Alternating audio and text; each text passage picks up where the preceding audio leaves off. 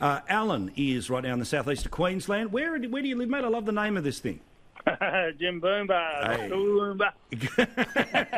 So you're north of the Gold Coast, aren't you? Yeah, sort of in the hinterland. Ah, well, geez, lovely part of the world, mate. Enjoy. All right, what do you want to talk about? Because you've got those local government elections coming up in a couple of weeks. We have, and we've been under sort of administration since the last lot got sacked. This is Logan City Council. That's right. Yeah, right. Now, the garbage gets picked up about 6:30 instead of midday. We've got roadworks everywhere.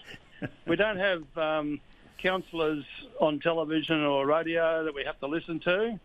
There's obviously no cars provided. There's no travel wasted.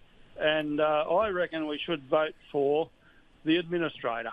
All right, thank you, Alan. All right, vote one for none of the above.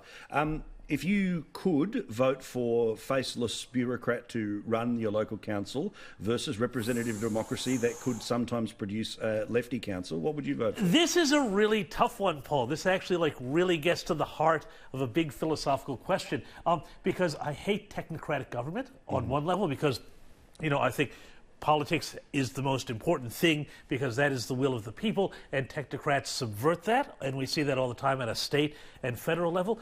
But what I do think we have too many councils. I would vote to have fewer councils. I'd also vote to have more states.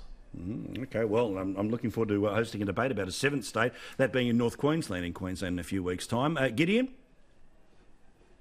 False dichotomy. Faceless bureaucrats are already running local councils. Yeah. They just have their decisions ratified by councillors who are part-time, not salaried, certainly for full-time positions. Turn up to one meeting a week or whatever it is. But there is a local government deep state that goes very, very deep, just like there is for state and indeed federal governments. And Gideon, that's what I was just talking about with Corey Bernardi and Pauline Hanson, which is that I think that the minor party conservative political forces need to run candidates at local council level.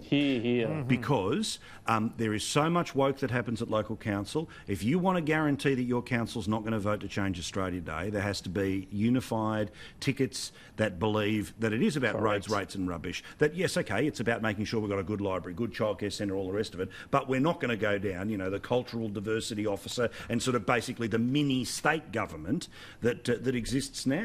And above all, stop giving me more bins to worry about as well. Can you put that on the list as well? That's your Victorian thing at the moment. I think you're up to 4 now and counting. The great Victorian bureaucracy. You need a 5th one for the government. And not only that, and spending money on silly things. My council spent $90,000 to change its logo. Yeah, which it only had from 2 years ago. Which it had changed 2 years ago. $90,000. And I had all sorts of people come to me and say, there's all these graphic design services for $400. They do you up a new logo. Yeah. And Bob's, but no, they just want to be all like, oh, look at this. The logo really helps us, communicate better with the people.